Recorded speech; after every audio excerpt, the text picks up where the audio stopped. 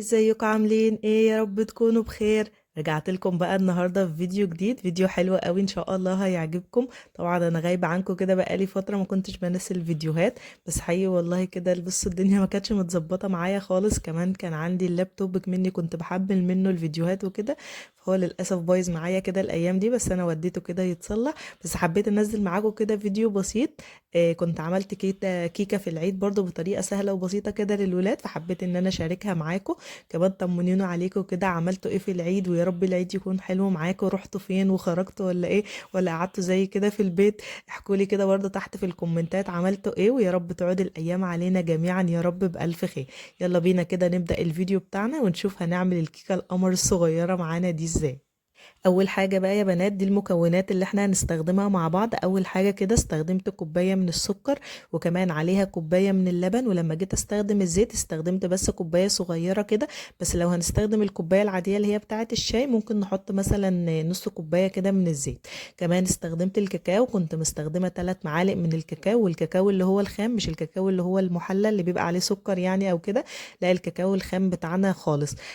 فبصوا بدأت ان انا احطهم كده في الخلاط، وبعدين خلطتهم كده مع بعض وشلت كمية منهم، لان ده الصوص بقى اللي احنا في الاخر كده هنحطه على الكيكة بدل ما نعمل صوص شوكولاتة. عملناه كده برضو في السريع واحنا بنعمل الكيكة. لو انتم مكسلين برضو كده ان انتوا تعملوا صوص شوكولاتة ممكن تعملوا الطريقة دي، هتكون حلوة معاكم جدا.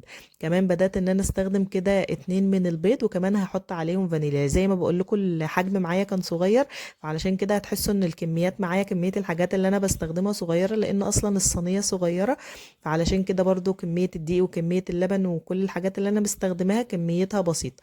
بدأت كده ان انا اخلطهم كلهم بقى في الخلاط، وبعدين بدأت ان انا احطهم في طبق بقوا مسايلين كده زي ما انتم شايفين في الفيديو، وهنزل عليهم بقى بالدقيق. وطبعا الدقيق كنت حاطه عليه كده كيس برضو من البيكنج باودر عشان تبدأ ان هي تنفش معانا كده وتبقى حلوة، بس ما جبتش الجزء ده برضو معاكم، بس حبيت ان انا اقوله لكم برضو علشان ما تنسوش. بدأت كده ان انا انزل كمية بسيطة بكمية بسيطة من الدقيق على السائل اللي معايا، وهبدأ ان انا اخلطها. كنت مكسلة برضو بصراحة ان انا اطلع المضرب وكده، فخدت اللي هي الجزء بتاعها دي وبدأت ان انا بايدي كده اخلطه. هو يعني كده كده الخلط بتاعه يعني بيكون سهل. لو وصلتوا بقى معايا في الفيديو للجزء ده انزلوا بسرعة اعملوا اللايك، وكمان اكتبوا لي عملتوا ايه في العيد، متشوقة كده اعرف او انتوا عملتوا ايه، خرجتوا ولا ايه اهم حاجة. انا بصراحة قضيت العيد كله عند ماما اصلا، ما خرجناش يعني، قعدنا عندها وكده، فما عملناش يعني حاجة جديدة قوي. انتوا برضو طمنوني عليكم كده وقولوا لي عملتوا ايه. بصوا بقى بعد كده كمان بدأت ان انا احطها كده في الصينيه اللي موجوده معايا. وخطوه مهمه لازم تعملوها، لازم تدهنوا الصينيه بتاعتكم وتحطوا لها شويه من الدقيق كده، عشان عايزه اقول لكم ان انا جربتها برضو مره قبل كده ونسيت احط الجزء ده. فلما جيت بقى ان انا اقلبها زي ما انتم شايفين كده ما رضيتش تتقلب معايا خالص واتقطعت وما بقاش شكلها كويس. زي ما انتم شايفين بقى كده شكلها طلع قمر قوي، وبصوا نافشه كده كمان وحلوه قوي بصراحه. هبدا كده بقى ان انا احط عليها الصوص اللي احنا كنا شايلينه مع بعض. انا برضو ما حطيتوش في التلاجة، خليته بره وكده بحيث ان هو ما يجمدش برضو معايا قوي. حطيته كده على الكيكه كلها، بس حسيت بقى ان الكيكه بصراحه شكلها غامق كده منها، هي لونها اسود وشوكولاته كمان، فحبيت ان انا افتح اللون بتاعها شويه، فحطيت عليها سكر بودره كده اللي هو السكر العادي اللي هو بتاع الكحك ده، كان موجود عندي يعني. فبدات ان انا احطه كده عليها من فوق، وكمان حطيت عليها شويه شوكولاته فارماسيال صغيره كده برضو من اللي هي بتبقى ملونه، فادتها بصراحه شكل حلو جدا، وكسرت بقى اللون الاسود ده معانا.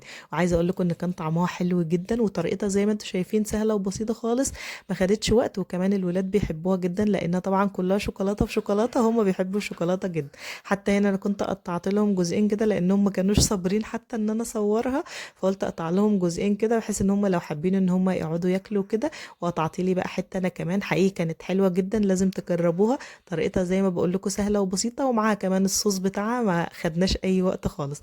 لو النهارده بقى الفيديو عجبكم ما تنسوش تعملوا لايك، وكمان تشتركوا في القناه وتفعلوا زر الجرس علشان يوصل لكم كل الفيديوهات اللي انا